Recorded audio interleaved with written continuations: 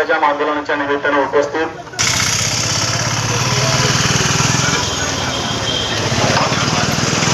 राजकीय पक्षांचे नेते सर्वांना अरविंद देसाई नाशिकचा राहणारा तो सकाळी घरातनं 5 वाजता मला मंचर येण्याकरता सोडावं लागतं. रोजची दगदग होते, 12 तास खराब होतात. जर ती रेल्वे स्टेशन आली तर ती खूप लवकर आम्हाला येता येईल आणि आरामाने इथे धक्के खात यावं लागतं आणि धक्के खात जावं लागतं. त्यातही आम्हाला उभ्या प्रवास करणं खूप शरीराला आता वयाच्या हिशोबाने 84 वर्ष चाललेले आहेत.